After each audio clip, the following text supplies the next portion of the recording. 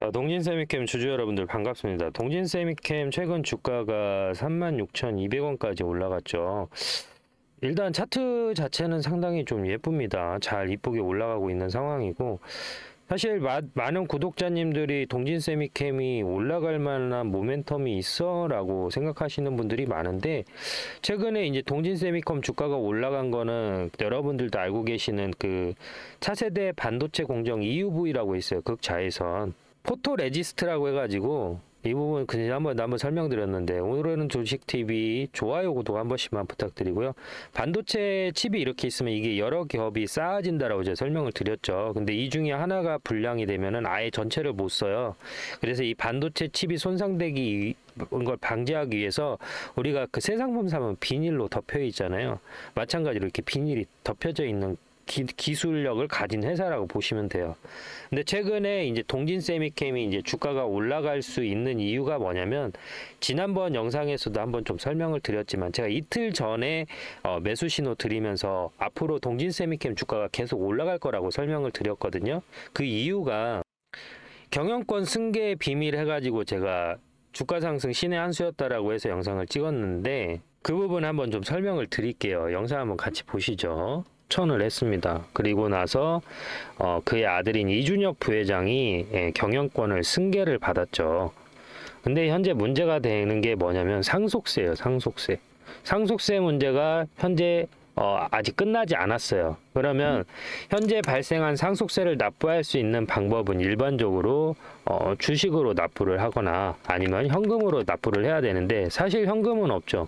그쵸? 그래서 대표적인 게 이제 보유 주식을 매각하는 방법이에요. 근데 가격이 주가가 싸면은 싼 만큼 주식을 많이 팔아야 되니까 지주 리스크가 생긴단 말이에요. 그러니까 경영권을 잃을 수도 있어요. 그러면 이제 현재 이 상속세가 보통 6개월 이내에 완납을 해야 되거든요. 이제 고인이 죽고 나서. 근데 이제 금액이 클 경우에는 최대 10년까지 연납이 가능해요. 그래서 현재 동진세미캠에서 납부해야 될 세금이 대략 1,000억 이상이 되는 걸로 알고 있고요.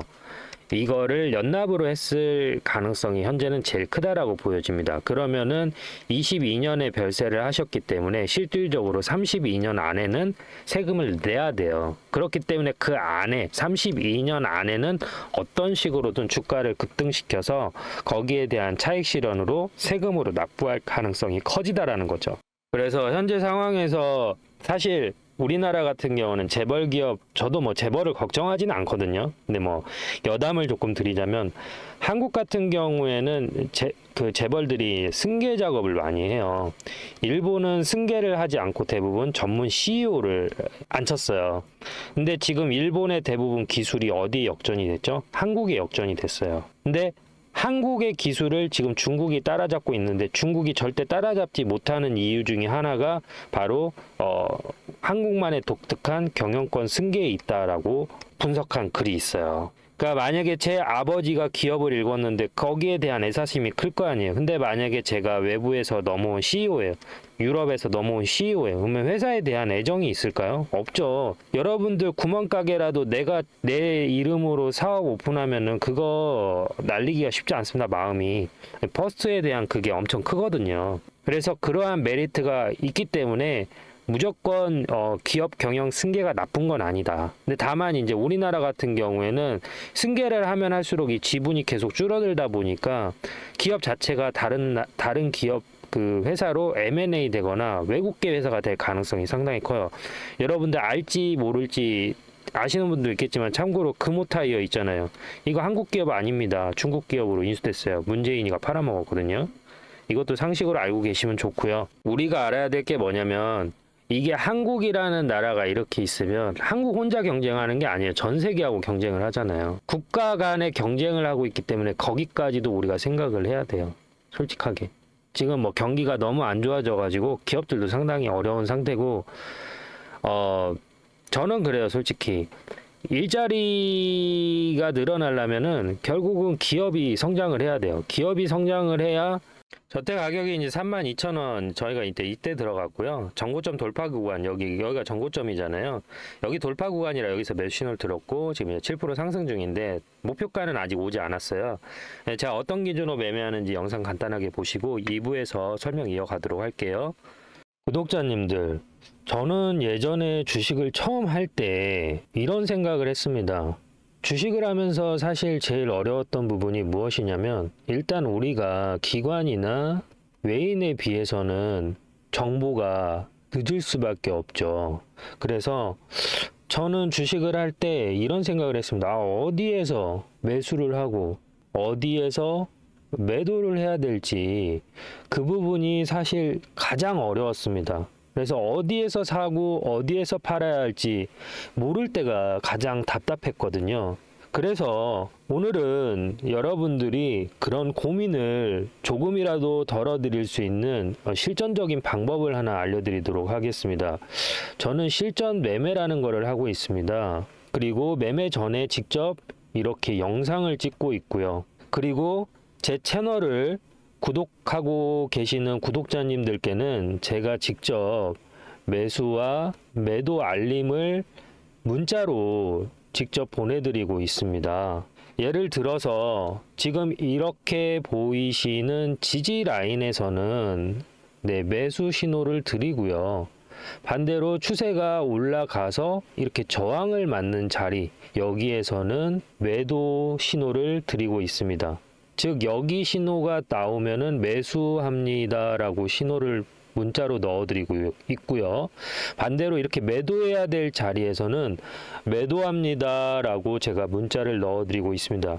그리고 나서 다시 이렇게 지지를 받으면 이 녹색 선이 지지선인데 여기에서는 다시 매수를 하면 되겠죠. 지금 여기까지 영상을 시청하시고 계시는 구독자님들께 제가 작은 선물을 하나 드리고 싶습니다. 여기 보시면은 실시간 매수 매도 정보 010-3969-8354로 구독이라고 문자를 보내주시면 알림 신청이 완료가 되는데요.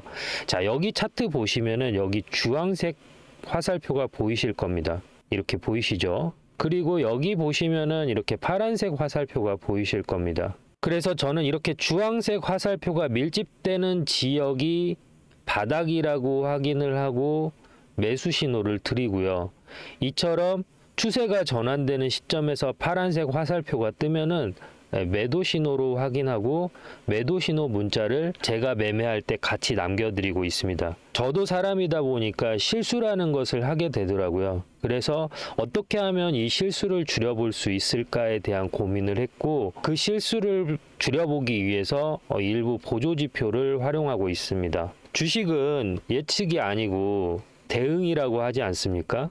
단순한 감이 아니라 여기 보시는 이격도라든지 그 다음에 괴리율 그리고 이러한 추세를 확인하면서 보조지표를 활용하면서 확률 높은 자리에서만 매매를 하고 있습니다. 결국 우리가 주식을 하는 데 있어서 제일 중요한 건 정확한 매수 타점에서 매수를 하는 것이고 정확한 매도 타점에서 매도를 하는 것인데요. 제가 지금 잠시 이미지 하나 보여드리도록 하겠습니다. 제가 이런 말을 하면 근거가 필요하잖아요. 그래서 근거를 준비했고요. 제가 채널을 옮기면서 지금 과거에 데이터가 없는데 여기 보시면은 작년 리딩 끝날 때쯤 건설주의 현대건설을 강추하셔서 보유 중에 있습니다. 안 그래도 현대건설 사두라서 사둔 거 100% 돼서 어찌하나 궁금했습니다. 지금 이렇게 영상이 나왔는데 이때 당시에 제가 신호를 드린 가격대가 3만 원이었습니다. 3만 원이었는데 지금 주가 한번 흐름 볼 수 있을까요? 제가 작년에 추천한 시점이 사실 여기 9월 달부터 지속적으로 말씀을 드렸었는데요. 제가 이 현대건설을 추천한 이유는 여러 가지가 있지만 가장 큰 거는 러우 전쟁이 영향이 컸습니다. 그리고 주식이라는 건 오르고 내림을 반복하는데 그 안에서 긴 시간 조정을 받은 종목 섹터가 건설주입니다. 제가 연봉을 한번 띄워드릴 텐데요.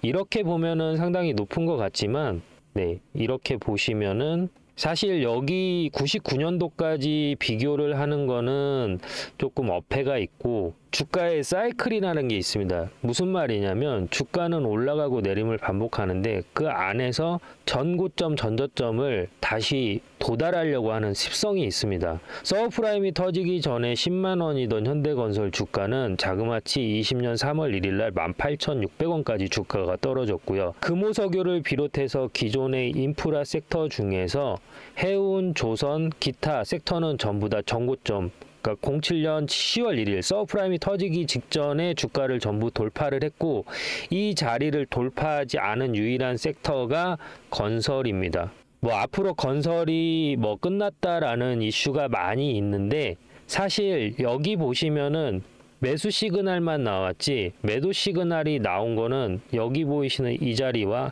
19년의 이 자리 말고는 없습니다. 네, 그만큼 상승 가능성이 높다라는 것이고요. 주식은 돌고 돌기 때문에 다시 한번 건설주가 부각을 받을 수 있는 구간이 지금이기 때문에 제가 추천을 했습니다. 그리고 여기 보시면 알겠지만 이 주황색 화살표가 밀집된 거 보이실 겁니다. 그래서 이게 밀집이 됐다라는 거는 바닥이라는 시그널이기 때문에 제가 매수 신호를 드린 것이죠. 결국 이처럼 중요한 것은 주식을 사서 정확한 타점에서 내가 사고 파는 것이 중요한데요. 이 기준은 앞으로 계속해서 제 채널에서 제가 공유를 드릴 겁니다. 그리고 혹시라도 아직까지 문자 알림을 받지 못하고 계신 분들이 계시다면 여기 보시는 010-3969-8354로 구독이라고 보내주시면 여러분의 매매가 더 이상 막막하지 않도록 제가 함께 하겠습니다. 마지막으로 이 영상이 구독자님들에게 도움이 되셨다라고 하면은 구독과 좋아요 한 번씩만 눌러주시면 감사하겠습니다. 자, 여러분들, 제가 아까 이제 뭐 얘기해서 뭐 기업들이 살아야 된다고 설명을 드리는데 제가 질문 하나 드려볼게요. 베네수엘라 있어요. 그 다음에 그리스 있어요. 대표적인 그 복지 정책을 폈던 나라 중에 하나가 베네수엘라하고 그리스예요. 그리스 같은 경우는 한국이 최저시급 120만 원일 때 얘네들은 300만 원이었어요. 근데 그리스 같은 경우에는 지금 받는 돈이 지금 제가 알기로는 120만 원 받고 있는 걸로 알고 있어요. 120인가? 140인가? 60% 줄었거든요. 근데 제가 드리고 싶은 말씀이 뭐냐면, 자, 만약에 한국에 IMF가 다시 온다라고 가정을 해봐요. 그러면은 부자들이 문제 있을 것 같아요. 부자들은 그 안에서도 돈을 있는 대로 다 땡겨가지고 IMF를 극복하기 위해서 이제 회사들은 이제 돈을 또 준단 말이에요. 얘네들 같은 경우는 싸게 주식을 사든 뭘 하든 돈을 쓸어 모아요. 얘네들은 그 사이에서도. 예, 그러니까 얘네는 살아날 길이 더 있다라는 거예요. 그러니까 사실 대한민국이 빈부격차가 본격적으로 벌어지기 시작한 시점이 언제냐면 IMF 때예요. IMF 때. IMF 이전에는 비정규직이라는 게 없었어요. 백화점 직원, 말단 직원들도 전부 다 정규직이었다고요. 그러니까 노태우 정권 때 시급을 엄청 올려줬고 김영삼 정부 때도 시급을 엄청 올려주면서 그때 당시에 1달러 환율이 600원이었다고요. 이해되셨어요? 지금 1,300원이잖아요. 그리고 나서 지금 기업들은 IMF 여파로 그 이후부터 어떻게 했어요?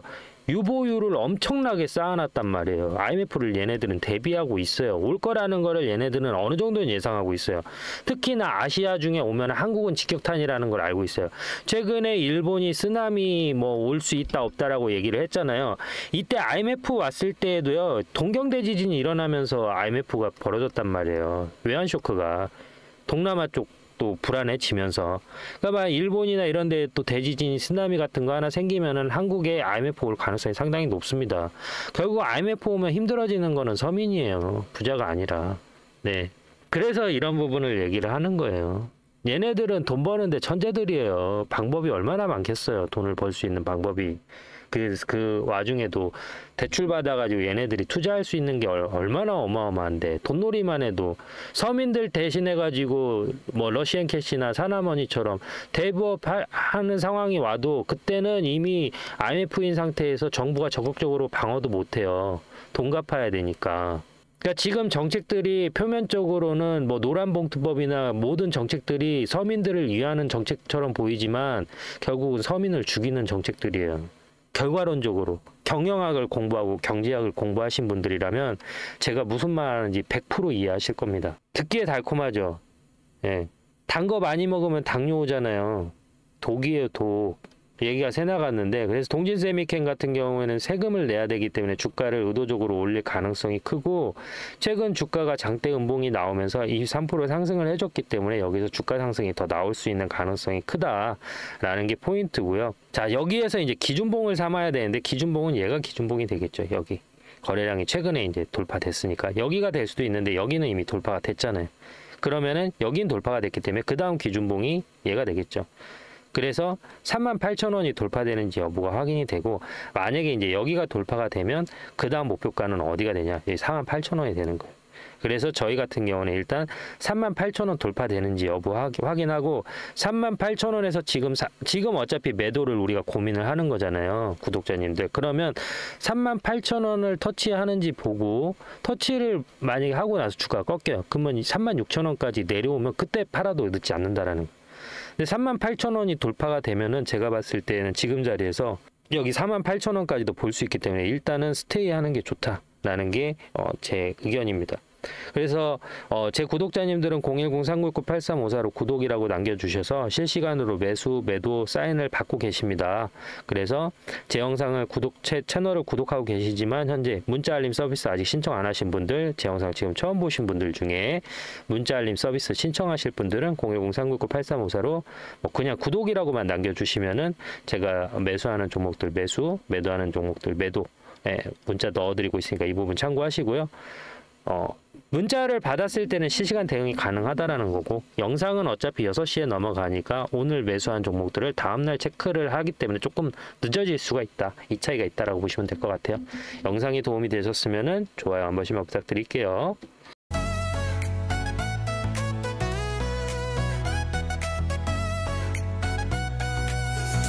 같은 나의 사랑, 음원은 나의 힘, 상은 나의 별, 그리고 넌 나의 영감. 난 느긋한 남자.